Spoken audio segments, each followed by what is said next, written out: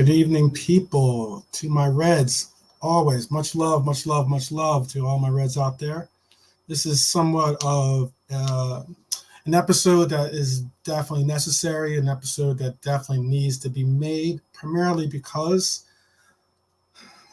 despite all of the boo-hooing and crying and whining and everything else that you hear today in a lot of the forums that we populate,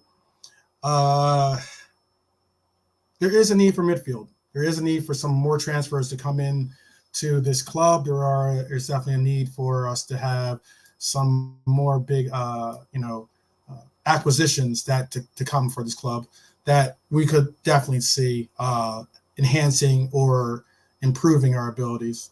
Big up to LVFC TV. Big ups to Baz. If you haven't already, be sure to go and subscribe to his channel. He's an excellent presenter. He's also someone that definitely feels and understands and definitely displays the heartbeat of this club and the essence of what this club solidifies and signifies. So big up to him as well. Big up to Jay Kismet that has also just joined us as well. Big up to you, brother. Someone who, if you do stick around, hopefully you do, you will see that I did include someone that Jay Kismet has definitely recommended or has put on my radar, someone that I think is certainly a player that has talent. And once you start to see a little bit more of the deeper dive I did into his profile, you'll absolutely see what it is that I am referencing or what it is I'm referring to as into his possible talent. So for those of us that believe or those of us that are doubters, let's just look at this from an optimistic and a very optimistic perspective for some of us that are going to be participating in seeing this live or possibly even seeing this as a viewpoint later on. And I hope that you do follow through and you take this ride with me, because it's going to be a fun ride. It's going to be also one that ends up showing you a little bit of the perceptions and perspectives that I have in if I was the sporting director, which I'm not, but all the same, coming from a sporting director's perspective that is keeping in mind of how FSG wants to go about business and also keeping in mind how Klopp wants certain players that fit his system. So, all right, so let's bring in this presentation if we can for all of us. All right. Now, hopefully this is big enough for you and everything else. So if it isn't, please tell me and everything else. But also, hopefully you get a lot of what I'm going to present. Now, what it is that I'm going to present is this. Let's just start it off. So let's just get the elephant out the room in the sense of saying the midfield. This is what everyone's clamoring about. It's what everyone wants to see. This is where everyone thinks the biggest needs and concerns are, which understandably so, considering that we did just lose, Naby. We lost Ox. We also ended up losing Henderson. We ended up losing Fab. There is obviously a very significant need for a midfielder in those positions. Okay. However, I do think that there is some adequate replacements out there, and there's some things that we could do. Okay. All right. So let's get into it. All right. Let's begin our search here. Let me just make sure I get all my eggs in the barrel here to be presented correctly. All right. So I'm going to start off with the leading contenders for who I would bring in as for these three next positions. And big up Marquet, big up Marquet. I hope Marquet sticks around to the end, because Marquet definitely has some very interesting takes, some that I agree with, some that I don't agree with, but also all the same, I respect a lot of what Marquet has to bring to the forum when it comes to presenting. So where it is that I see these leading contenders for the role, obviously there's two. Currently, this man here, and that's Romeo Lavia. Romeo Lavia looks like a good, promising player. He's someone that is definitely someone that could bring about some differences for us, and he is someone that honestly I think is going to be a name that, I think a lot of us are starting to get, for lack of a better word, are starting to get annoyed, okay, to say the least, when it comes to all the constant presentations and or not constant presentations. The word I'm looking for is the constant talk of him and everything as to what it is that he's going to bring to the club and everything else. Let me pull up this one piece for you so I can properly get this right for you.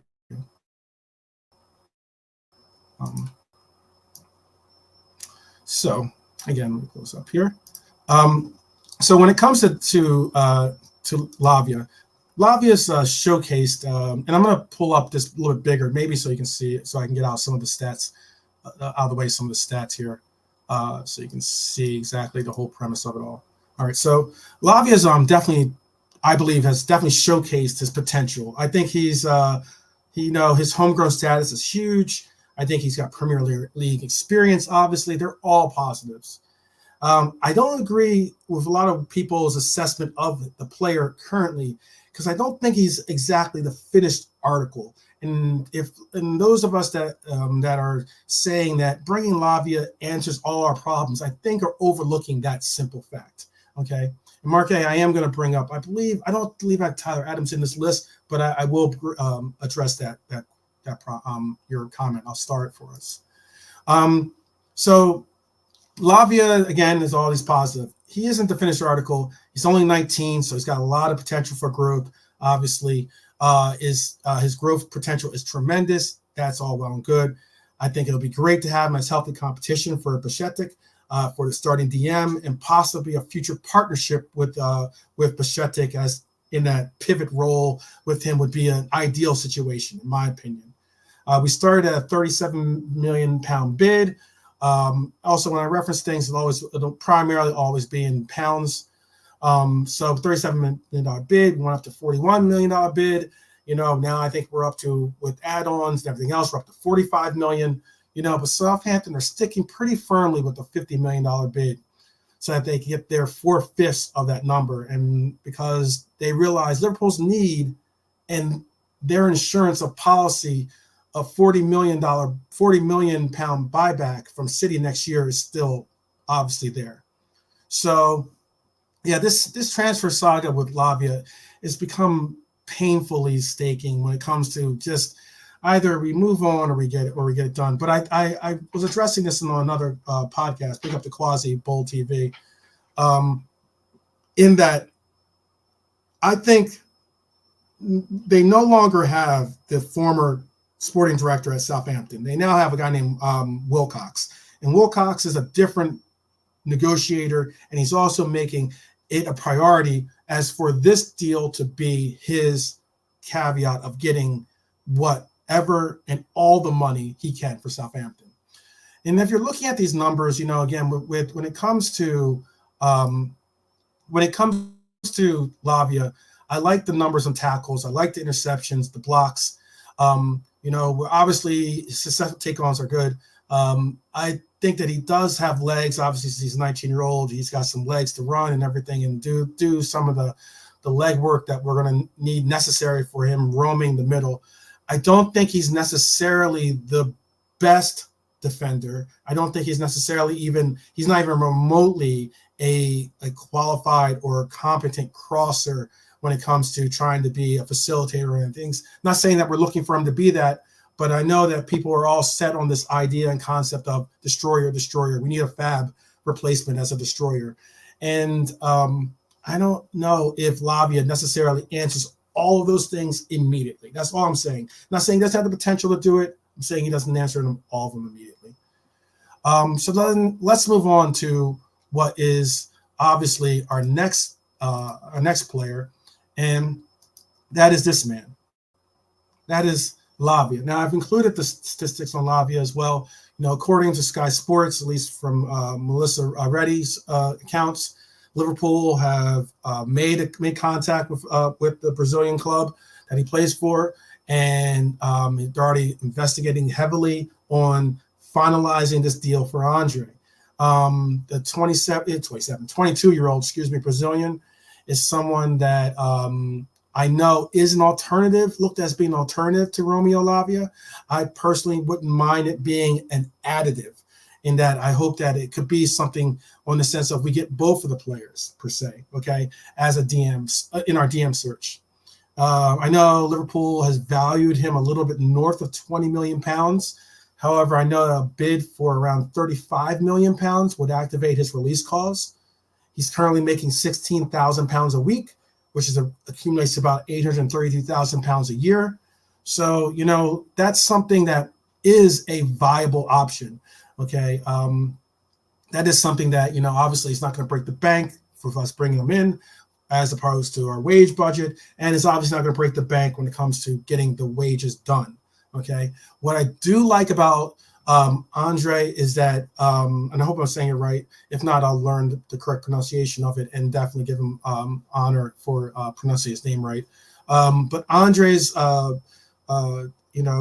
statistics primarily look like he's more on the lines of a Thiago, more on the lines of someone that is a facilitator when it comes to things, with the ability to play defense, with an adequate, if not over, slightly above average ability to play defense. What is lacking is obviously something that he won't be able to acquire, and that is height. I think that primarily what you're looking at with him is that you're looking at someone that the Brazilian team alone is now, I think, starting to transition from a Fabinho style DM or midfielder in their roles of their national team, for instance, and looking to facilitate more of an Andre style player, so that they can utilize his creativity. They can utilize the fact that he's not going to be a negative when it comes to his ability to defend. Okay. And that's something that I think is an asset and a quality and a certain player characteristic that I am very high on when it comes to this club and when it comes to the system and it comes to this player in general. Again, if this is a done deal, in my opinion, if Lavia is signed for a done deal where he it's cool. If he signed for, hey, we're going to utilize that for January, that's cool also. I just want to get this player in the door because I really do believe that he has some real promise, and he fits the role, and the capabilities of our midfield could honestly be a McAllister, could be Dom, and it could be Trent being in that inverted role, and have this player, Andre, having all the abilities of being an adequate defender, but also having the skill sets of a Thiago, of the passing adequacies that he has. It could be a real blessing when it comes to this player being a part of the club. Now, here are some other players now. And again, I'm not looking for, and to show Marque's comment, I'm not looking for a Thiago style replacement immediately. When it comes to Thiago, what it is that I'm seeing, for him at least, okay, is that I referenced Thiago because he has very similar skill sets. He has similar skill sets in that he has passing ability, and he has above average, if not, I would say good defensive skills. I'm not saying he's the most, amazing defensive player ever, but I do think that often when people hear these players, they undervalue the fact that this player has the ability. The only negative I could point out for Andre is his height. That's the only, and then thus you see, let me take down Marque's comment. You'll see that's why his aerials aren't really overwhelming, or eye-catching, I guess you could say. That's the one thing that is an issue. I think he's like around 5'9" or something along those lines. Again, more on the lines of the heights of a Thiago, and maybe that's the reason why he gets placed as being in that role. Big up to we got a rival in the group, but a guy that definitely comes in and gives and shows respect and love. Big up.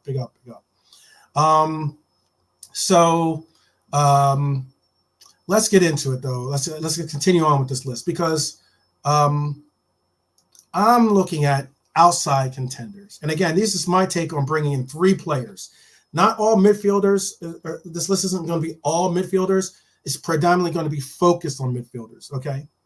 And again, I'm going to start and address some of the comments that have been made. If you have some other ideas or concepts, please be include them in the chat. We'll address them. You know, if you have some issues or you want to question my takes, definitely put them in the chat. I appreciate it. Put it in the comments if you want. I appreciate all of them. Again, these are some outside contenders. Some people that you really haven't much heard about probably, or maybe players have just kind of filtered out or filtered back in because of our needs and everything else. This is according to a couple of different websites. Look, Liverpool were reported to be in on this player. His name is Anton Stach, or Stach. He plays for Mainz. His deal expires in 2024. I've been really high on this player primarily because if you look at it, those stats are pretty decent. Tackles, not so much. His tackling could use a little bit of work, okay? But, you know, this defensive midfielder from obviously Klopp's old club of Mainz, you know, is a target for a lot of different clubs, or has been a target for a lot of different clubs, especially since his deal expires in 2024. This is someone I'd like to bring in potentially and utilize his growth. However, you know, it's a bargain transfer, I think, a bargain transfer rate for what he would be asked for bringing in. I know that the deal that they're looking for isn't a lot. I know that he is only on a £17,000 a week deals currently. He's at, you know, which was out to a little bit under $1 million a year, basically. I think it's like £884,000 a year, something around there. And I do like, if you look at it, this player is a relatively tall player.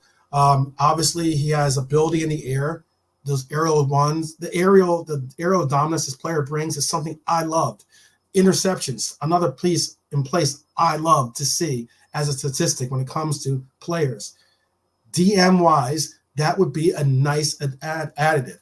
His passing attempts and everything else, he's not exactly necessarily a really super creative player when it comes to his passing ability. He has decent progressive carries, which is an important portion of his game. And obviously, he has a decent amount of successful take-ons and progressive passing received.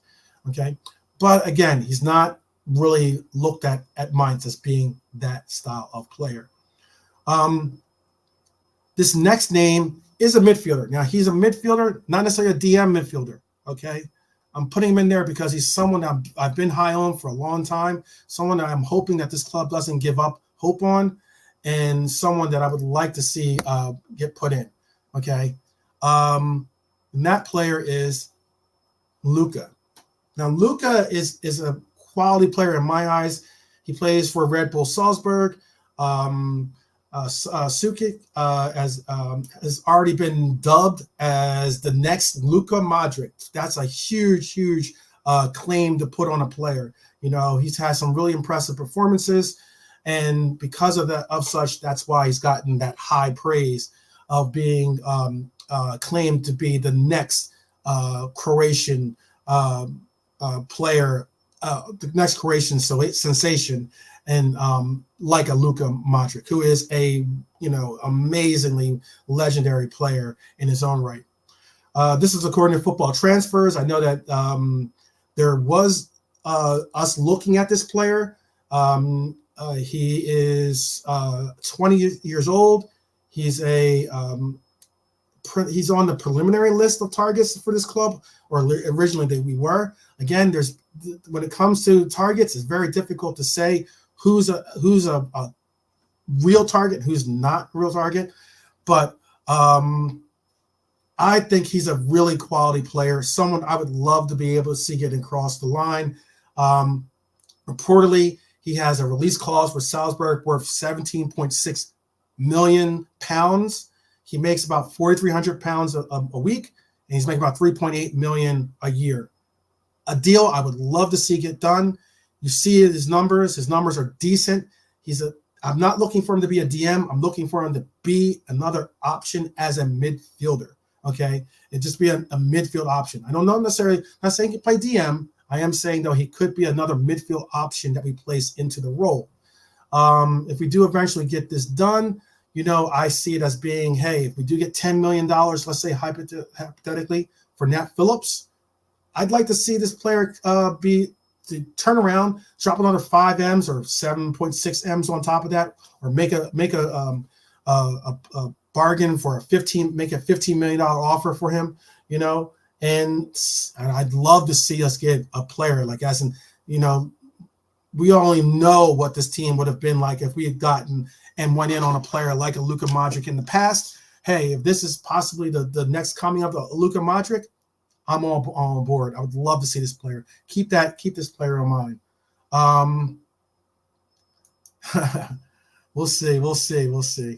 Again, I'm going to star a lot of your comments here, and I'm going to definitely address a lot of these comments, because this is the next player I'm looking at here. The next player I'm looking at here is a player that we were heavily linked with, a player that has a release clause that is a decent release clause. 35 million pounds is the release clause that we're talking about for this player. The one thing about the Celta Vigo player, Gabri Veiga, is that he's on 506,000 pounds a year, but that's only ends up being 3,300 a week. His pay increase that we could offer him is substantial. Maybe that could quiet his need and his emphasis on playing time. However, I don't necessarily know if Veiga is, again, the guaranteed replacement that you put in that DM, especially considering the numbers that you're looking at. Those tackles, interceptions, blocks, clearances, aerial ones, those are not exceptional numbers, people. They're not exceptional numbers at all. And I think that realistically, that is a concern. That is a concern for me when it comes to Veiga. But I also know that waiting could provide costly. I understand that. He signed on the extension. All of a sudden, that 35 million release cost goes to 70, or maybe goes to 90, or whatever it goes to. Okay. However, I also think of it as a player that the fact that no one else has activated that release clause, I mean, no one else as in other teams, says something. To me, it says something. It says something heavily. It says that there are teams that are in need of a player with his skill sets or with his acclaim. But he's another player that's had a breakout year in Portugal, and people are somewhat reluctant to always go in on a lot of these players in the Portuguese league, although it has become a more of a destination place for a lot of Prem teams trying to find those hidden gems. All right. And if we're talking about hidden gems, this gem next is not too much hidden. Look, these are dreams. These are beyond dreams. And we have a Newcastle fan in the chat. So trust me, I'm sure I'm gonna get riddled and beat up a little bit by some of these dreams from him and some of our rivals. And even from possibly some of our own fan base. But let's say if we were dreaming, and this is me again as a sporting director waking up with these dreams. One of the dreams I would love to see get accomplished is this man, Florentino Luis. Florentino Luis is a talented player. You see those numbers, arrows ones. You see those numbers in the percentiles, in the percentile that he's ending up in. 96th percentile in tackles, 99% interceptions, 85 percentile in when it comes to aerials one. All excellent numbers. But let's get straight. Fabio Romano put out there that we were interested in this Benfica talent. However, I believe they've just increased and signed this man to a release clause of 102 million pounds. That is pretty much already said the reason why it's a dream for me. Chances are me, you, whoever has a sporting director going to them and saying, let's go 102 million pounds on a player that has super talent. okay, but is a player that wants to get paid, wants playing time, and is going to have has a release clause of 102 million, meaning you're going to have to pay that automatically. FSG is going to basically question if I really can understand what it takes to be sporting director for their club. Let's be real. So, all right, well then, like I go to sleep, I wake up again, I have another dream. Oh, Joshua Kimmich. Oh, it'd be so great to bring in this talented German player that's shown time and time again, whether with the national team, whether with obviously Bayern Munich, that this player is a dream when it comes to talent-wise, okay? You know, when it comes to talent-wise, his assists, excellent. Expected assist goals, excellent. His passing, excellent. Progressive carries, could use a little bit of progressive carries, but then again, it is complemented by his passing. Tackles, adequate. Interceptions, blocks, clearances, all these things good. Not the greatest in the era, but still, he's got talent, people. But let's get it. Look, a transfer fee of at least 51 million could possibly get him through the door. That's what is being reported. 51 million. That is something I would definitely do. And if anything, I would stake my job on it if it came to getting Joshua Kimmich through the door. However, his contract expires in 2025. He makes £324,359 a week. That's staggering.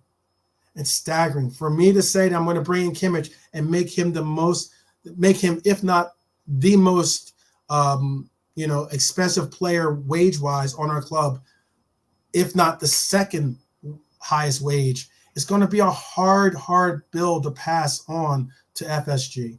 And it sucks because it's going to be a hard bill to pass on to the rest of the locker room. That's just how I'm looking at it. So again, I go to sleep, I wake up. Oh, I had a dream last night, and Federico Valverde is what I came back with. Now, he again is not someone that automatically answers a DM role because he's not a DM per se. So therefore, he's just a midfielder. But then I look at all the numbers. I'm like, wow, he just answers so much for what this team could utilize. He's such a talented player that, imagine that. Imagine us getting that player. But again, we're looking at like 80, 90 million to get him through the door just for the transfer. His wages are acceptable considering his talent level. £181,000 a week is an acceptable level. It's doable for his caliber, absolutely. Unfortunately, again, doesn't play DM. Unfortunately, again, his acquisition was lessened because of McAllister and Dom coming through those doors. And by entering the doors as a Liverpool player, as the number 8 and as the number 10 kit for us, I think his role has been filled. So I'm told to go back to bed and sleep on it. And what do I do? I come back. All right, let's get Frankie de Jong. Frankie de Jong will be amazing. Frankie de Jong is, in my opinion, one of the best DMs in the world. I think he's one of the best DMs in the world. And ever since Manchester United was interested in him, I was all on board of trying to hijack that deal. And then I did a little research. And when I came back with the fact of he makes 721,154 euros. Okay, I said it in euros. I don't know the exact equation in pounds. Either way, it's a lot. I was like, once again, I'm not trying to get laughed out of the room by FSG. Okay, to think that we're going to be able to put out a transfer for a player that, one, loves Spain, loves being in Barcelona, loves the fact that this player loves Barcelona so much that they couldn't pay him, and he was still like, figure it out, I'll still play. Okay, that's how much he loves it. So I'm like, Lee, all right, I'm going back to sleep then, guys. I'm gonna lay my head down. And when I wake up with this one. All right. I know. I'm going to hear it from the Newcastle guy in the room. But I'm like, look, according to Goal, magazine or Goal Online, we opened up talks with Newcastle. We approached them and started talking to them about wanting to acquire possibly this player. This player made 120,000 pounds a week last year for 6.2 million. He just signed a 5-year extension for $28 million deal. I think Newcastle basically answered a lot of our, hey, look, we just signed this player. We don't want to let go of this player. We understand this player is very popular with the fan base, very influential in the reason why we had a resurgence in quality and a resurgence to the top places in the league. I'm walking out the door devastated because that was my guy. That was definitely my guy. But that's not happening. And I'm just talking about, like, look, again, I understand it. I moved on. This is probably not happening. I get it. So then we move on to the man that's been asked again and again and again to join Chelsea, and that is Caicedo. Caicedo is you're looking at these numbers. Caicedo's looking at some quality numbers. He's a great player. Young, talented. He's 21 years old. Like he's the prime target, one of the prime targets left for Chelsea, who has done a ridiculous clearing of house. Last time I looked, he had like 27 players that Chelsea let go. They've brought in about the same, if not 29, I think, players they brought in about. But this player is making $60,000 a week. He makes about 3.12 million a year, and is signed until 2027. He doesn't have a release clause for what I know. And what I do see is that Brighton is holding pat and holding firm for $100 million market evaluation that they have for him. I don't know if I would spend $100 million for Caicedo, although I do heavily rate this player. It's a hard mountain to climb, a difficult mountain to climb when it comes to putting out that kind of money. And I can understand people are going to say ambition and say just get it done and just do it. But realistically, that's a lot. It's a lot. And considering he only has a certain amount of time left or a certain amount of time involved in this game and some this and that, whatever. Okay. So let's look at this portion because I'm just going to move on. I'm done dreaming. So let's just get on to, these are 3 players that I think are my eye raisers. Despite, I like Lucas Sukic, I like Anton Stach. Those are 2 players I definitely think could be acquired, that could be easily acquired. But these are 3 players I think are eye raisers. And this is a big shout out to Jay Kismet, who gave me this player to look at, and a player that I've definitely warmed and gotten interested in. This player's name is Federico Redondo. And I think that, he's an Argentinian player. I think he's looked at as being the next Sergio Busquets. He's got a market value of about 3.5 million. So obviously, he's on contract until 2024. He is looked at as being a Rodri style player. To have those 2 names be associated to your player set is a very, very huge person that should be interesting. Now, here's something that I picked up as being his strengths. Okay. He's got strengths in passing. He's got strength in vision, technique, ball control, football IQ, ability to read the game, athleticism, positioning is good. His tackling is good. He's got very good composure, anticipation. His work rate is up there. His aerial duels are excellent. Problem with him, he's not the fastest player. He doesn't have pace. So he's got to make up with his pace, with his positioning. He's got to obviously make up his lack of pace. Okay, with obviously not only positioning but with his football IQ. Okay, I think that's something that we definitely need to. There's a player again I am actually interested in. The next player on this list that I'm actually interested in, okay. I'm sorry. And before I even get into to this next player, let me go back. Look, the style of play apparently for this player for Federico is that he's a deep lying orchestrator of the ball. He's a midfield controller. He likes, again, be elegant and calm in possession, something I'm very interested in. Functions best when placed at the base of a midfield three, where he can dictate the tempo using his good vision, passing ability, natural technique to create dynamism, apparently, for his build-up process. He's a tall player with good body mass, which is really, really good.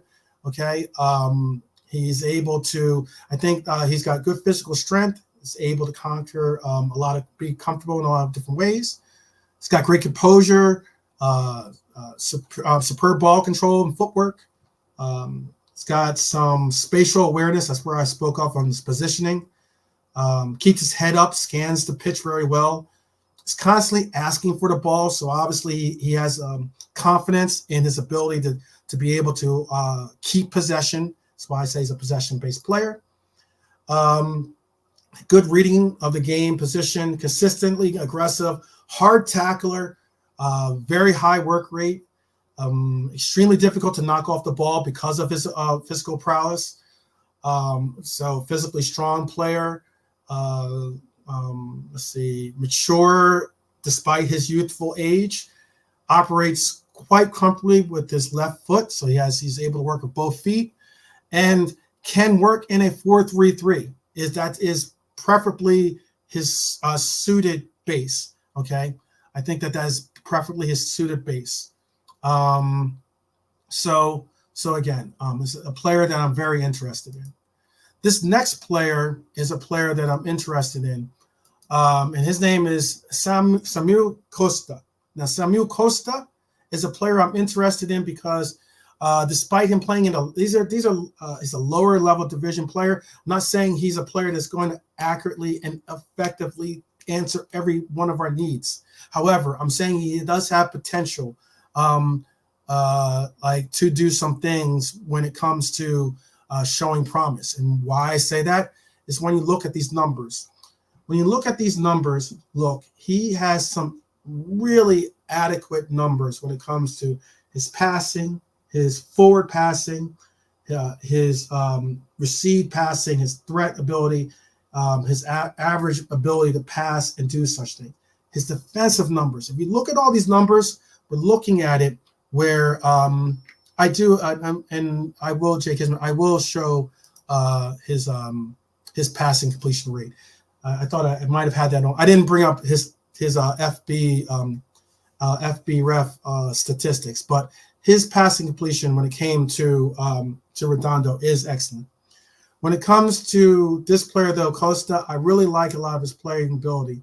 When you're looking at a lot of these things, you're looking at a lot of cool characteristics that qualify him to be a player that possibly could be a player to develop. Not saying he's a finished article. Again, if we're looking at these deals like for Alavia, I get that we're primarily looking at him as such high acclaim, more so because we've seen him in the Premier League and also because we've seen him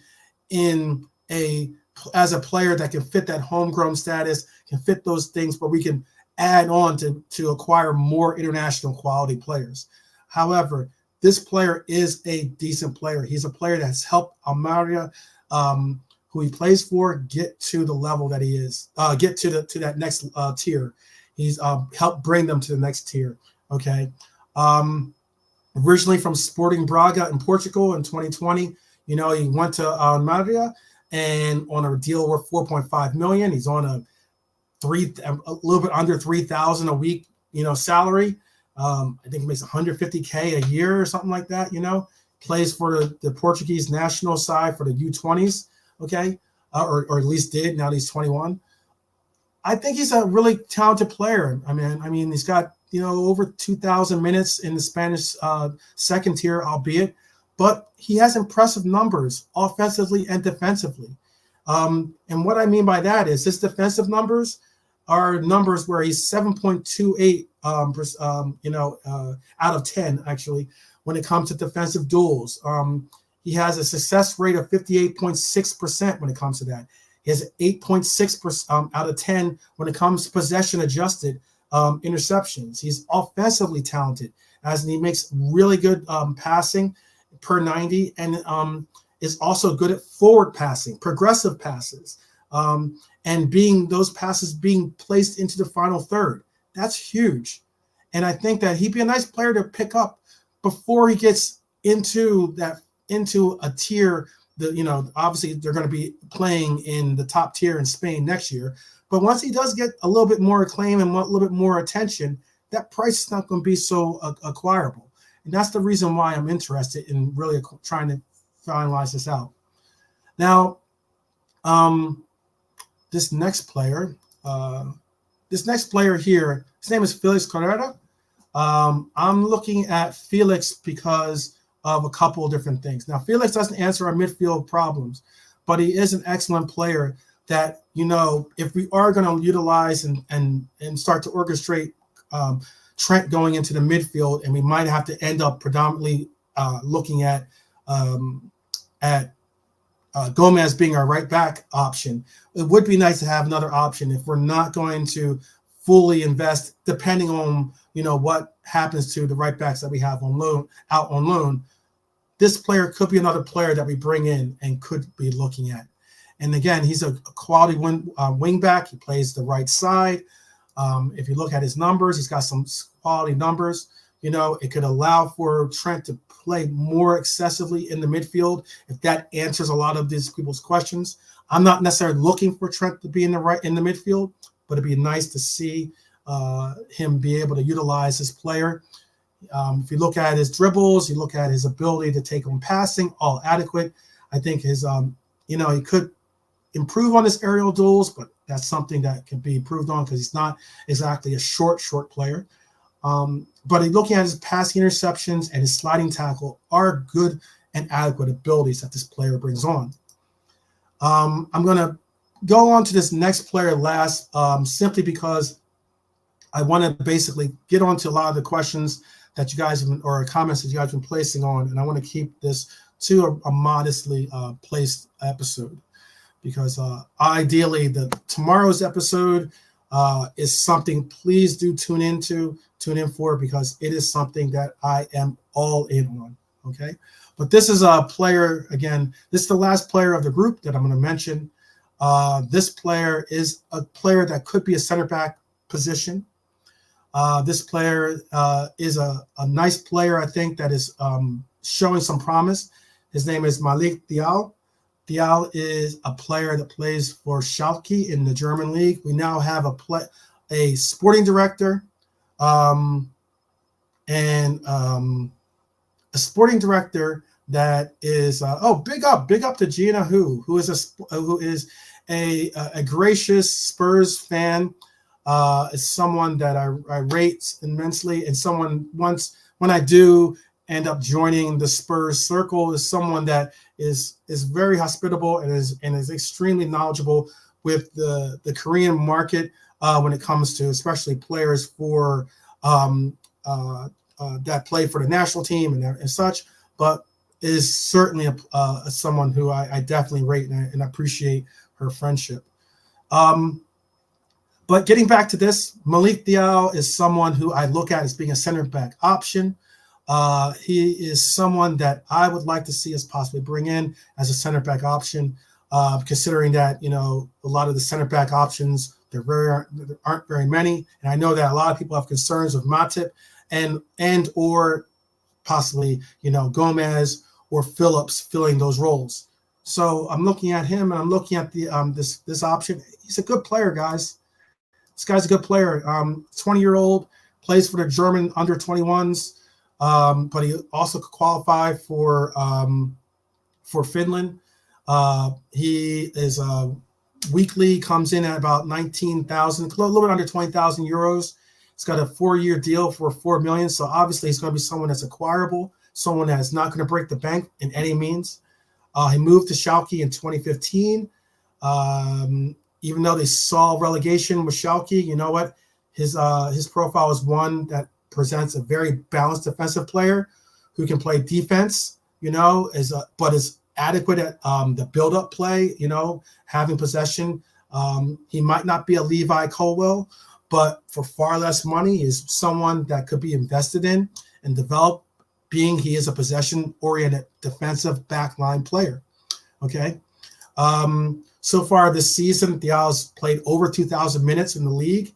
He's got a significant sample size. He's excellent when it comes to defensive duels. He's excellent with a 71% win rate. He's excellent, pretty excellent, not excellent, he's pretty decent at aerial duels at 54%. But opposition attacks, he's very clear. He's very adequate with possession-adjusted interceptions per game. I think he's a very capable player, volume passer for Schalke. Is someone that I could see utilizing because his progressive passing and his passing in the final third are excellent. If you look at these numbers, they're excellent numbers. Okay. And again, you know what? He's good at filling to pull opposition players out of their position before passing it into people into space. A quality that he exemplifies very well. These are all some of the players that I've looked at, or that we're currently looking at. Some players that I could see us bringing in. Some players, obviously, that are players not even remotely on our radar, but they're players that I definitely want to qualify as being players that we see. I would like to definitely go into some of these comments. Please involve yourself in some of the dialogue, not only in the chat, but if you want to somewhat, I always keep an eye on the chat. I'm not one of those creators that don't try to address things in the chat or just pretend like things aren't being said. Even if you're a doubter, I will address those things. If you're a believer, I will address your concerns or questions and everything else. So let's get into some of these, the ones I've starred so far. So I didn't include Tyler Adams in this. He would be a good option. 20 million is a good option, but I think what Marque says here is the main concern. He's out on currently out on injury. If we're going to give that consideration, we have to consider the fact that he's not going to be available. Availability is the big shout out to M. Tarmizi, something that we've talked about personally, something that he even presses on his own game. Availability is the key. And despite the fact that Tyler Adams, who's a U.S. men's national team player, someone that I heavily rate, someone I think that is a very adequate leader, is someone that's very adequate on the pitch and everything else. He is just someone that, unfortunately, is someone that I don't see filling that necessary role for DM at the moment, simply because he's not available. Otherwise, if he was available, I'd be like, go get him. For 20 million, absolutely go get him. But his unavailability is the reason why I pause. 12th man, did you see Spurs defense getting schooled by 6-0 tonight? Hey, well, someone I heavily rate is in the chat right now. That is a Spurs. I am openly, with open arms, allowed to be a part of being in conversations in the Spurs community. So the kois, whatever that is, and everything else, hey, all well and good. But I like how, again, look at Starshake, now we're talking, says Corvo and UFC. That's a player I'm heavily on. I'm heavily on Luka. I like this player. He's someone, people, if you haven't taken a look at him, get a good look. Get a good look.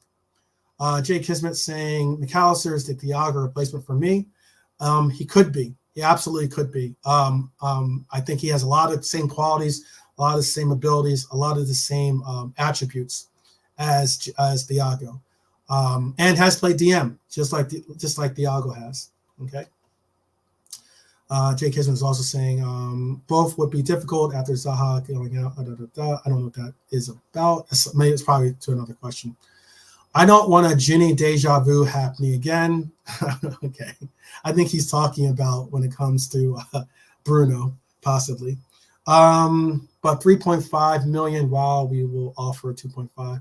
Okay, yes, that is in reference of, I believe that was in reference to Redondo, who is, yes, 3.5 million is what his market value is. You know, someone that I really would like to see us get across the board. Hey, you know what?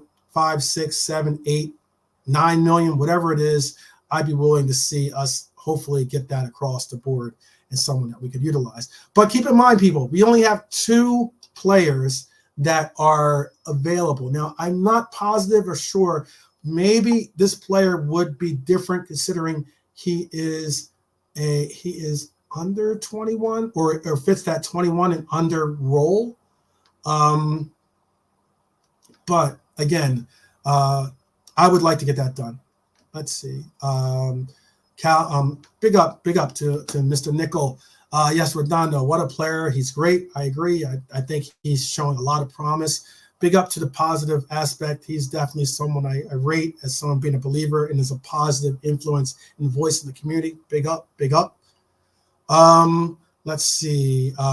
Jake was also saying, bro, do you have Redondo's passing completion rate? I will get that for you again.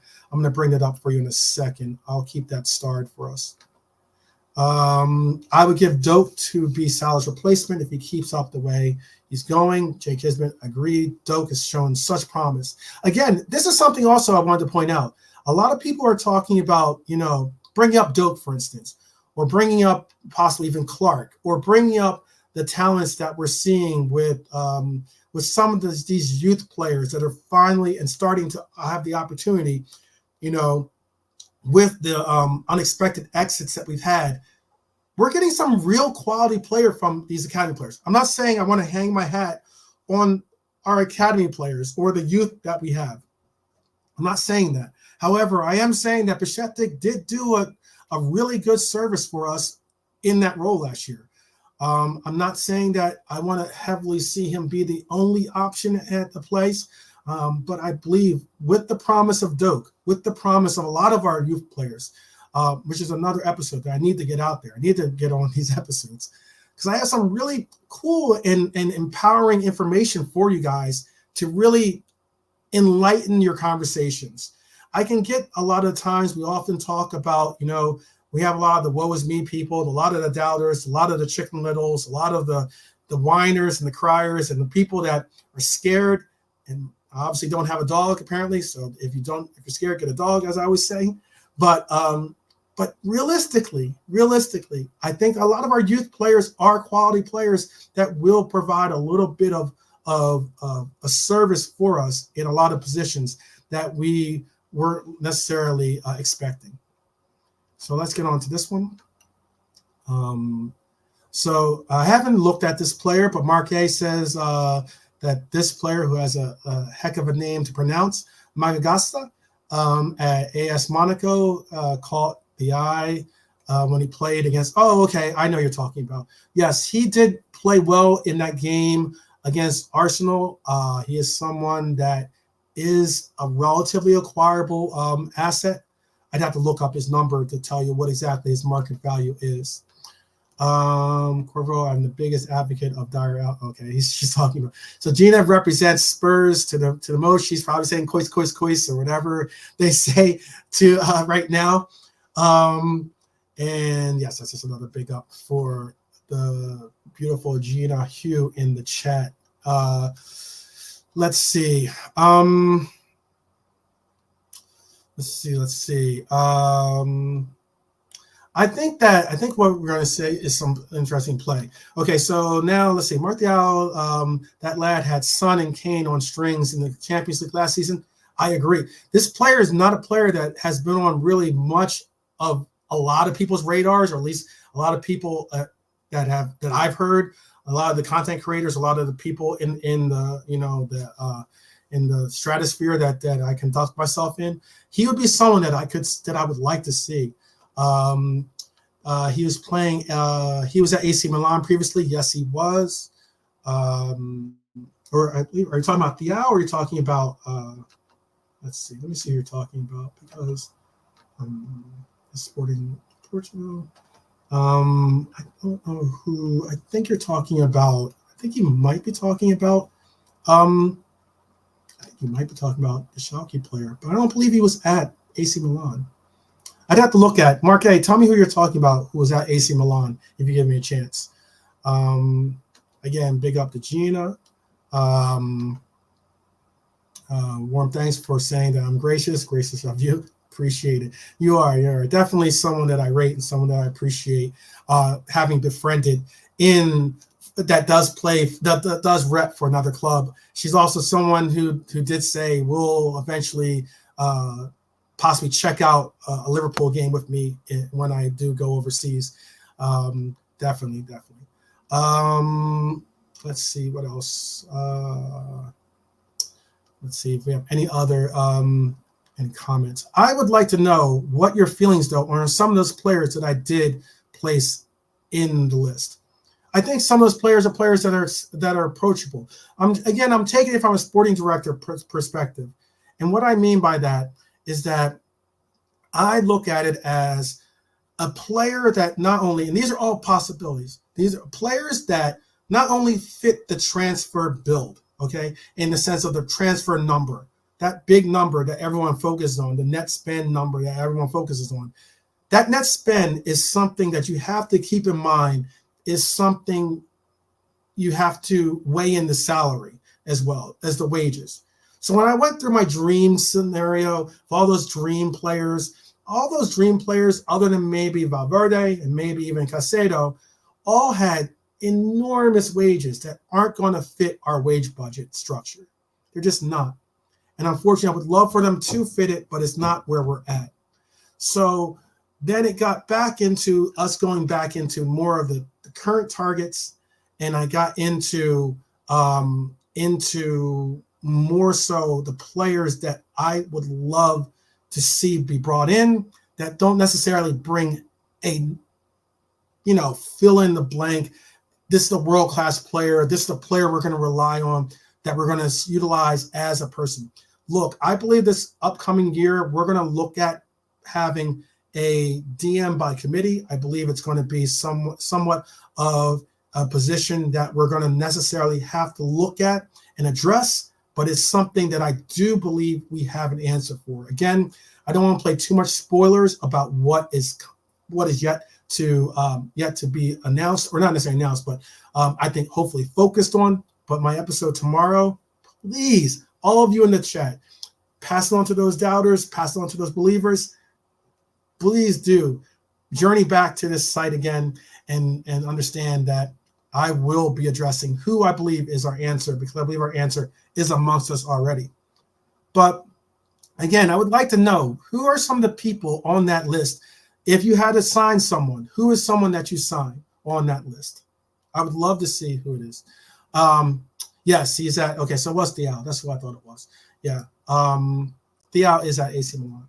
So, but I believe considering our Redbird connection, considering a lot of the different things that we could do with Thiago, I would like to see him be a player that we bring in.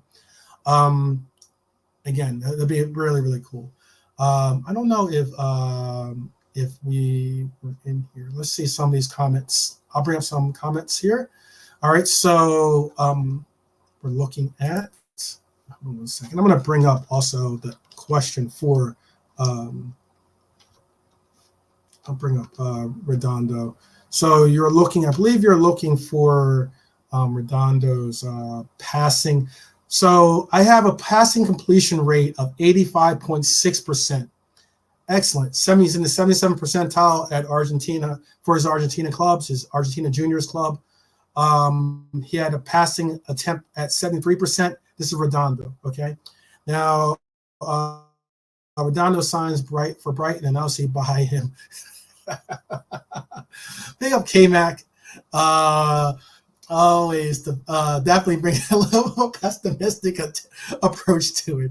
But all right, all right. I don't necessarily see that necessarily happening, but a lot of players, when it comes to Argentina, Ecuador, when it comes to Colombia, a lot of the more of the hotbeds, Venezuela, Peru, Chile, those countries, the countries that are definitely more of the hotbeds when it comes to a lot of the players, you're looking at a lot of those players tend to go to La Liga or to the Portuguese league simply because it's an easier transition for them, culturally speaking, to make that transition. Look, I get we all understand that sometimes we look at these players as robots and we don't look at them as actual people. I, on the other hand, do, simply because I have been a person that has had to take on players' needs in the sense of what they want financially, what they want culturally, what they want aesthetically, all the different things that they want to be a part of their life, for their family, for themselves, for their own game to develop. All these things are parts and portions of the complexities I spoke of. And when it comes to some of these players, you know what? A lot of these players choose to go to Portugal. They choose to go to La Liga because, look, it's an easier transition for you to go to a place where naturally your language barriers aren't going to be present, and that's just something I see. Let's see some of these other comments that I have. Now we're gonna end in this show we only have like about 15, maybe 20 more minutes to go. Let's see. Jay Kismet is saying exactly, Kismet, we only seem to buy South American players who are established in European domestic football. Sometimes a gamble needs to be done, and go get Redondo for $3.5 million. I agree. I don't think we're going to see $3.5 million be the number. That's it. Again, that's just his market value. I believe that number is definitely going to be a little bit higher. I think he's certainly a player that is worth a gamble. However, I also think that 3.5, let's say we paid £5 million, let's say, okay? That £5 million player is now a player that, again, unless they're under 21, I believe how it works is that he's going to take up an actual place for he's going to take up a place for our international signatures. I do think he qualifies to not take up that place.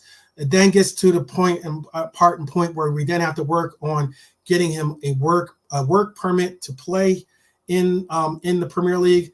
That's another hurdle that we have to then take on, which is a lot easier when those players in South America, by already going to Europe, that work permit is a little bit easier to get done when they already are in Europe, as opposed to being a player that's in Argentina already, or being in Colombia, or being in whatever country that the player is hailing from. Let's see. But yes, big up to Mark Al for confirming that about, or Jay Kismet actually for confirming about Diao being for AC Milan. Again, another player. Hey, do the research. Do a deeper dive, bring back some comments to think about how and what it is that you think about that player. Okay. Let's see what else we have. Think of what we else have. Okay, this is what another qualified and cool voice in the voice of the group. Reignite Kefron interest and make my dreams come true, is saying Kaylin. Mr. Nickel, I agree. I like Kefron. I like Thuram is a talented player. He's a player that I did bring up in a previous episode. It's a player that I looked at as being someone that could be a midfield player. He's not a DM specifically. And that's where it does get into, you could run into some issues, and also the fact that I believe Thuram likes playing in, being he is French, he likes playing in France. Again, I'm not saying he doesn't know how to speak English. I'm not sure what his English abilities, his French to English abilities are. I know a lot of French people learn English as a second language as is. And I know that I know also that, some players just like playing in their home countries. They just like the home cooking, or they like being close to family, or they like being close to their friends, or they like different things. So it would be interesting if we do reignite that deal. I know he's a tall player. I know he has really good ability to be a progressive advancer of the ball, is able to keep the ball with possession. It's something that I would like to see. Let's see, for Jake Kisman again. And I'm looking for some of the things that we said as well. They were saying how Jake Kisman can play CB, RB, and DM. Again, it's looking like some of these people I said is definitely warmed to the touch when it comes to some of the people that have tuned in. And I appreciate the positive vibes and everything else that's going on in here, and not the crying and negativity that we often see on a lot of different forums that we participate in. Honestly, the new Tottenham was voted prelim match of the Newcastle Tottenham. That was a question on the Newham Tottenham game. That was such a big deal. I agree, Gino. I agree. Okay, so Andre, Lavia, Redondo is equal to 80 millions, or Casado for 100 million. That's where, again, which is one of the things that I agree with. When you look at a lot of these things, considering we could possibly bring in an Andre, considering we could bring in a Lavia, considering we could bring in a Redondo, for all under 80 million, and considering we just got about 50 to 60 million for the deal that we got from Fab and Hendo, I say get it done too, people. For all the people thinking that I can find no fault or find no compromise or common ground with some of the naysayers and doubters, trust me, I'm with you. I'm down with the Andre. I'm down with Lavia, and I'm definitely down with Redondo being a part of this. I think it'll be good. Let's see. Some comments about that. Nude is saying, I agree. I think Diallo is a great player to try to mold into that role. Look, I'm heavily sold on our defensive back line being the core, being obviously Ibu and being Virgil.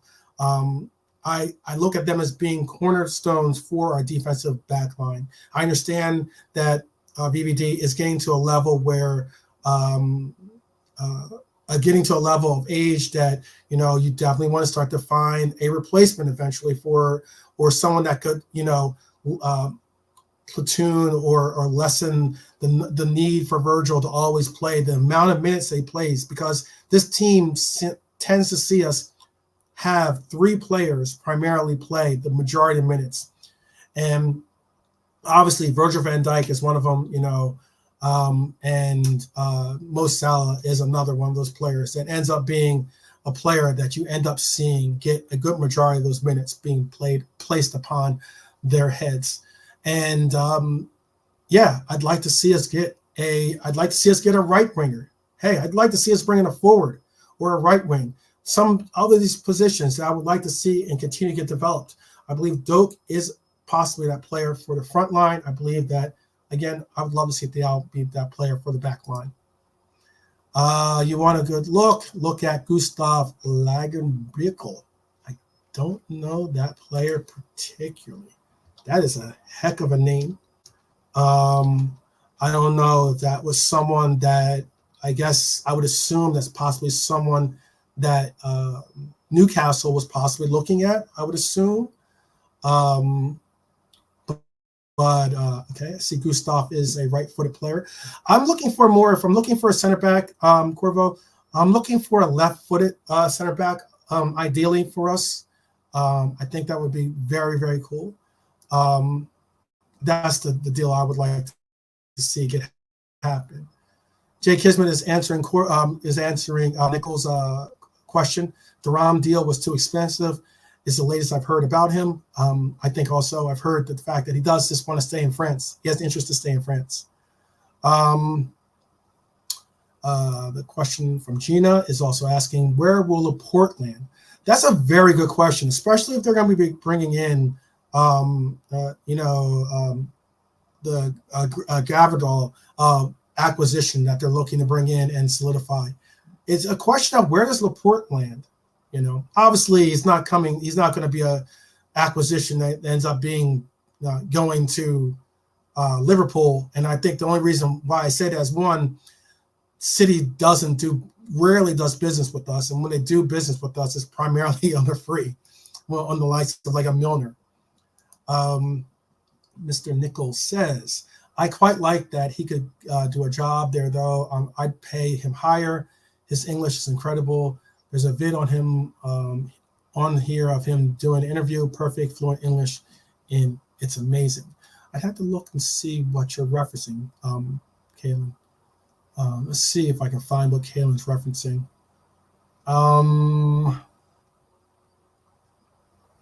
Let's see. I think this might be what he's referencing. I'd have to cast my mind back to see an academy prospect, bar Stefan, that could produce like Ben Doak. I've never, seen an academy lad with more confidence. Ben Doak looks like a beast. Definitely looks like a beast. It goes to show us all that, despite the fact that, again, one of the reasons why I'm not so down on the competition of that we placed in our preseason, why I'm not so down on seeing players, our youth academy players, go out on loan and go into into reference of players that play for clubs that aren't exactly barn burner style clubs, these higher echelon clubs, primarily because we can see that Doak is a quality player. For instance, Ben Doak going on and getting substantial minutes. All the players we place from our academy that do go out on loan, even the players that we have given a slight chance but have reevaluated and started to press them on to go onto more of a role with some of the teams or some of the players that are maybe mid-level or something along those lines. Why I'm saying it's a quality to get them in on those positions. Look, those players aren't necessarily going to play on your Bayern Munichs. They're not going to get quality time. They're not going to get quality time of developing their abilities and their talents on teams like these teams that are not only just top tier teams like ourselves, but even a little bit closer towards the top, if not mid-table teams. They're not going to get playing time. And the reason why I'm so emphasizing this point that they're not going to get quality time in those roles or on those teams is because if they're able to get playing time with those teams, they should be able to get playing time with our own club. It's not like we don't give academy player or youth players any opportunity. We look at the abilities and qualities and chances we're giving to Cujo. Look at the time and persistence that we've given to Elliott, despite injuries, despite him going out on loan and coming back and being a player that we're looking to get acclimated into getting decent minutes. If you look at the time, the fact that I get Bajcetic was quote unquote a need appointment into the senior squad, I still look at it as someone that gets us through the hard time, through the rain, okay, if you want to call it that.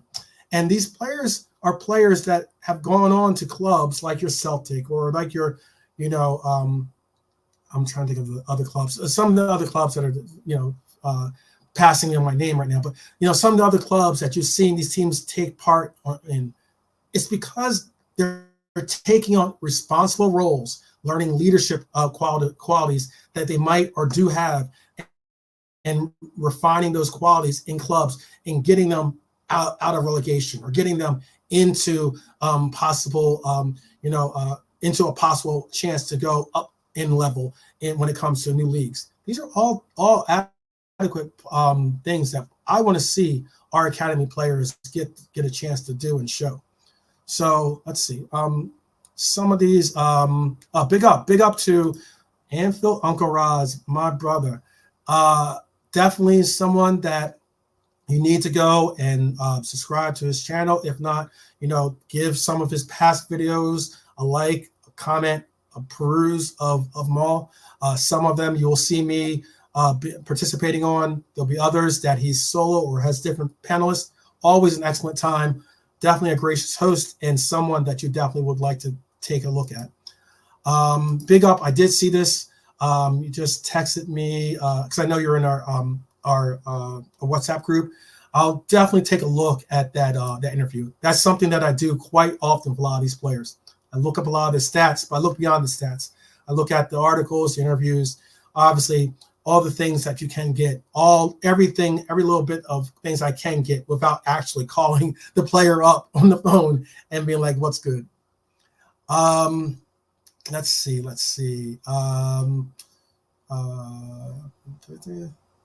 Okay.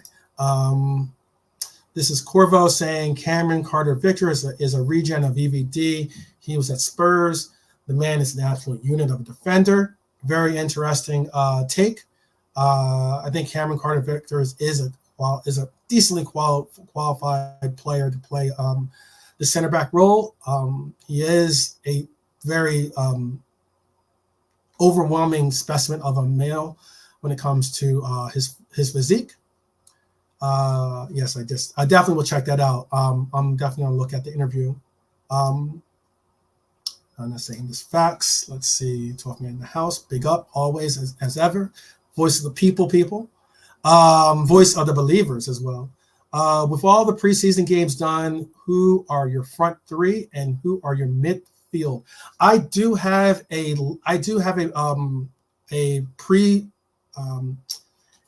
pre-show to do for a Chelsea match. There's some other networks and other platforms that I'm going to be a part of their Chelsea pre-looks.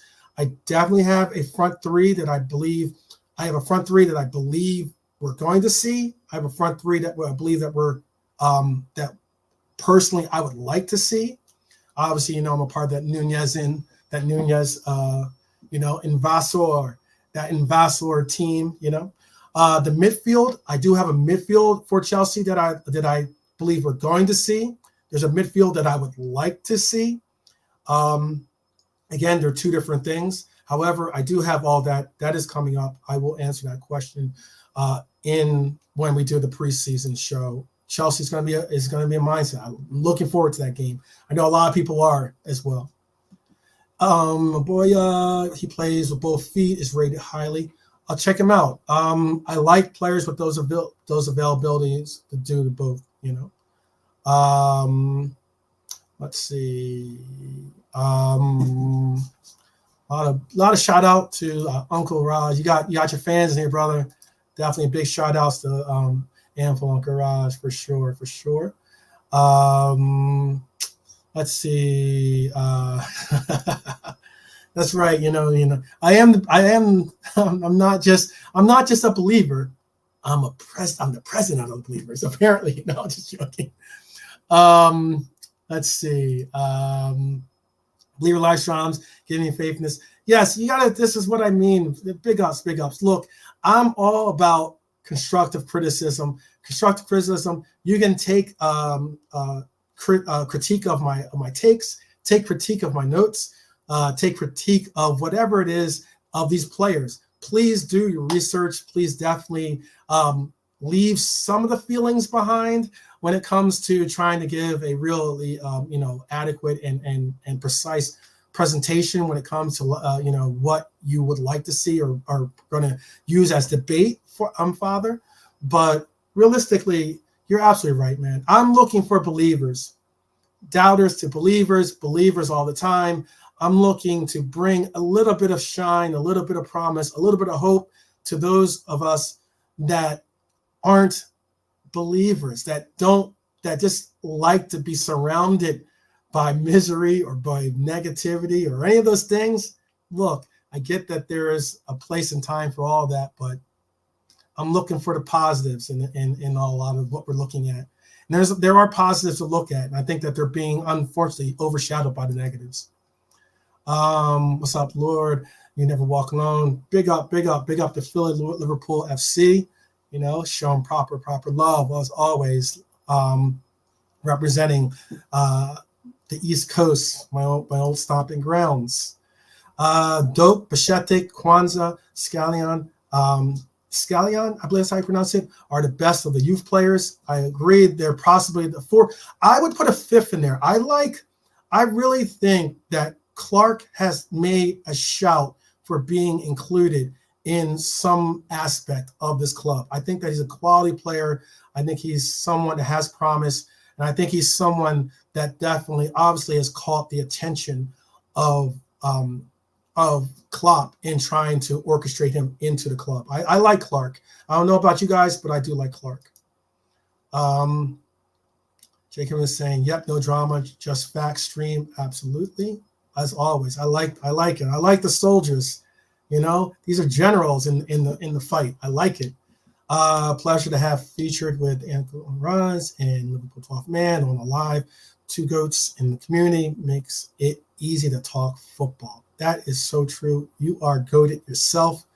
Definitely a pleasure to have you in the chat and actually helping the chat, you know, keep the positive vibes for sure. It depends on where we live. No, actually, you know what? Yeah, it depends on where you live. Because I'm starting to get a little bit of a fan base down under. How are you pronounce it? I'll work on my Australian accent. Trust me, I'll work on it. And in New Zealand, I've had some people approach me as well. So big shout out to Angel and Angel Wings, that is. And also I've had. You know, obviously here in the States, we're 8 hours in front, or at least I'm 8 hours in front of England. So it is a Sunday matchup, though, just to answer your question. For me, Hatta, Darwin, Salah in the midfield, with a midfield of McAllister, Dom, and Hakpo. Yeah, that's a quality front line, and that's another. As a quality, it is very interesting that people are starting to look at possibly Hakpo being playing that 8 role. I'm interested to see how that goes.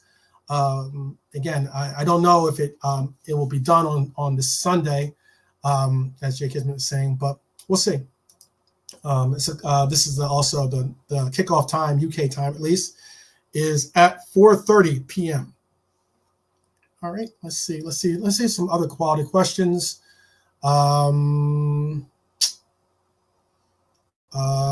Let's see. King Mo and Darwin will score versus Chelsea. He has as a draw. Look, I think we're going to break it. I'll save it for there, but I will give you the spoiler hint that obviously I think we're going to win. And that's not much. There are games I do think that that getting a draw is us getting lucky or us getting fortunate. But this is a match that I do think we'll get a win out of. But it's good to see Philly Liverpool FC has us getting his ideas of us getting a draw, considering the history. It's not that bad of a call, considering we've had a lot of draws.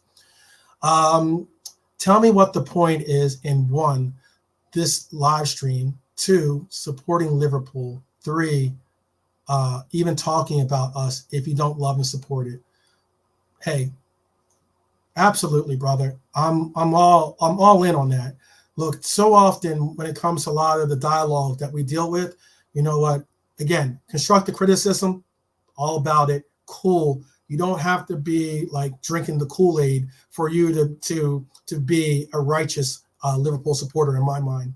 But what I can say is I definitely look at it as there are a lot of positives. There are a lot of positives. I always say this analogy. If I was having a party, let's say I invited you to the nightclub, okay? And as soon as you got to the nightclub, it was a bunch of people that were complaining, that were already crying, were already just like, oh, woe is me, the sky is falling. Would you go to that club? Would you sit at that table? bring the positivity, people. Bring that positivity. Please do. If you're negative, if you're a doubter, cool. Bring that, and hopefully we can at least enlighten you onto some of the other things that we can focus on, some of the other things that we can possibly get us into a mindset of saying and enjoying this team and enjoying things, some things that we don't really have a hand in. We don't have control over these transfers and control over who we bring in, control over who we start. But what we do have control over is creating a positive and conducive environment amongst us that has a positive vibe to it. That's what I'm trying to bring out. I'm trying to empower my people, my Reds, with knowledge and facts and stats and whatever it is, insight, experience, all these different things, that you are mighty Reds. That's why I champion this badge. That's why I say I'm the voice of the believers, and that's why I always give love to my Reds. So big up to Mr. Nickel. All right. 12th man, okay. You give us 90 million. No, all right, let's just move on. Botman, I do rate, though. Botman is a good player. Not $90 million player, but is a good player. Good to see Diaz there is coming, in competition now, and he stepped up to a good time. Yo, another point of why I bring up a lot of what I just said earlier. Look, a lot of people are overlooking Diaz. Big up to Diaz, you know. I look at him being a very, very important player in this campaign, someone that I'm very optimistic seeing him round back into form, round back into fitness, round back into, you know, always utilizing and utilizing the capabilities of his talents and being that creative player on that wing that's going to push centrally and be able to demonstrate those skills, whether out in the wing or out on the central or in the central position. And the fact that he is a left wing. He is a very versatile, very extremely talented player. Someone that I believe is a star and someone that I love represents, you know, one of the countries that I hold very, very dear in my heart, Colombia. So big up to Diaz, and hopefully our number 7 continues to his upward as echelon to greatness. Yes, Clark is this is what Nick was saying. Callan Nick was saying that yes, Clark is twice the player he was last preseason. To be fair, I agree. I think that you've seen this is something that's really, really promising. I think maybe Bajcetic and how he did so well last year. I think also the predominant capabilities or leadership of Cujo or Curtis Jones, as I call him Cujo, but Curtis Jones, the play and the camaraderie of your Elliots, you know, players that were once part of the youth. Once academy, once or at least a part of that youth brigade that we have. The fact that we saw a lot of confidence from Bajcetic, a lot of confidence from Cujo, a lot of confidence from all these younger players, it's a promising aspect to a lot of the players. The fact that Klopp is allowing for a lot of these players in games that are lead-up games to the season, the fact that he's showing confidence in these players, you're starting to see confidence in their play on the pitch.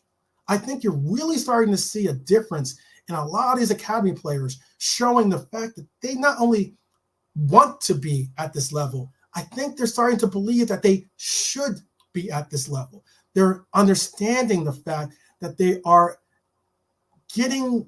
have the talent, they have the skills. It's a matter of stepping up to that bar and taking the opportunity.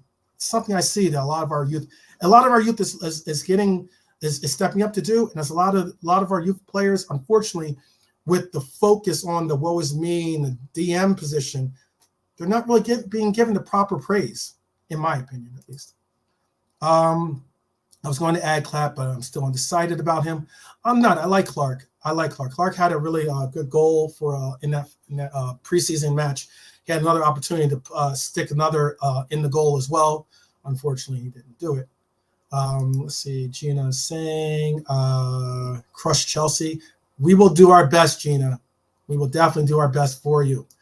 Again, yes, 4:30 UK time. Diaz and Doak off the bench. Those are two adequate. Diaz could start. I could see Diaz starting, but Diaz off the bench is another immensely super sub. He's someone that doesn't need a warm up. He's sauce from the gate. You do not have to warm up that sauce. I will be doing a live stream for the Sunday matchup. I certainly will. I'll alert everyone early of that. Don't get me wrong. I want a 5-0 win to brag in the group for a week. That'd be great. Exactly with the nightclub lounge. What is the point? Hey, it's the reason why some of these people will not be sitting at my table. You, my friend, you can pop a bottle with me. The others, not so much. They might have problems getting by the bouncer. Hey man, love the energy for sure. I'm just trying to bring out positive aspects, angles. I want to see my Reds happy. I want to see them in a mindset that gets us supporting and really confidently and bringing out some real positive vibes for them into the universe, into the social media aspects that they end up, because these players do read, they do see Instagram and Twitter, or whatever it's called now, X. They do see these things, either them personally or their team see these things. I want the right vibe out there for them to get the feeling. I want them to feel the love. I want them to understand that this is Liverpool, and they are not only beloved, but they also are optimistically looked at as being someone that we expect to deliver, and we're behind you all the way to do so. Let's get on with it. It must generally ruin your life supporting and hating. It generally, if you would ask I would sincerely ask the same question, but some people are just miserable in general. There's just no change in them, obviously. Yep, Chelsea is one I always look forward to. Definitely. So, all right, so I'm going to start to wrap up here because I don't want to go too far into it. I'm going to have a pretty deep, analyzation of the Chelsea game coming up. Again, people, tune in tomorrow. I do have something I really would like for you to partake and at least keep an open ear to this what I believe is the answer for our DM dilemma, that I believe is an answer that is already amongst us, and it's something that I would love to see. Yes, Diaz is our number 7 to answer Liverpool FC. Before I end the stream, let me say this as always, this is something that I truly think of. Look, You'll Never Walk Alone is not just a song. It's not merely an anthem. It's a statement of intent. And that's something that not only I have taken on as being a quote that I like to take on in bringing on to my fellow Reds. Hey, by subscribing, liking, commenting, and sharing, this becomes a movement to empower our mighty Reds. Becomes a movement to say to others that we are the mighty Reds. We are a collective unit that is focused on bringing positive vibes to the club we beloved, to those that are amongst this fan base, bringing it into a place where you look forward to being in those circles. You look forward to being in the pubs or in the stands or at home, wherever it is. I want you to look forward to being in these circles and being amongst positive-minded people that want to see what we all want to see, success for this club, okay? So I ask that you please do all these different things, whether you're soldiers, generals, whether you're captains, colonels, whatever, sergeants at arms, whatever you are in this battle, whatever you are a part of this mighty Reds army, I ask and definitely humbly ask that you carry on this effort to bring doubters into believers and to bring about bring about a good party for all of us. So again, look, I'm hoping that some of this information might maybe entice you to take a deeper look at some of the players I mentioned. I hope that you definitely take what is written here to heart and bring it to fruition, bring it into reality. Show love as always to all of our red brethren. Please continue. We want love to come. We want love to be bestowed upon us. Let's bestow love onto our other fellow Reds as well, because ultimately, you'll never walk alone should mean so much to us, and hopefully it does. So big up to my Reds. Even if you're not a Red supporter, I appreciate you joining the discussion, join the forum. I hope and pray that when we do meet, those of us that aren't Reds, when we do meet, we meet as friends on the battlefield, and we have a conclusion to that battle that ends up a positive one for someone. I won't say who. Obviously, you know who I'm definitely on board of it happening. But again, thank you for everyone tuning in. Please do hit that like, hit the notification bell. I have a lot of great news that I want to definitely bring on to you guys. Big up to Kayla Nickel. Big up to Jay Kismet. Big up to Philly Liverpool FC. Big up to Gina. Big up to Corvo UNFC. Big up to Brian Morrissey. Big up to any of the others. Big up to Baz, obviously. One of my brothers that continues to support and show love always, which I really appreciate. Big up to Mark A. I appreciate you and everything else in the sense of we don't always see eye to eye on everything, but then again, I appreciate the fact that you are willing to allow for me to say what it is that I want to say. I'm willing to allow for you to say what you have to say. Hopefully come to a common ground. If not, hopefully we can persuade each other to understand where we come from or what it is that where we're trying to go. And I appreciate that. Big up once again also to K-Mac channel. Definitely.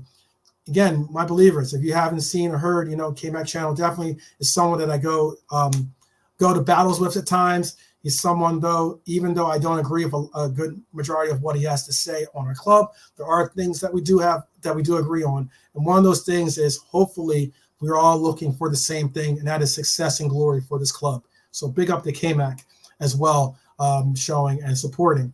And I think that's about everyone that I think that at least participated in the comment section of giving it out. But then again, LBFC TV, go check them out.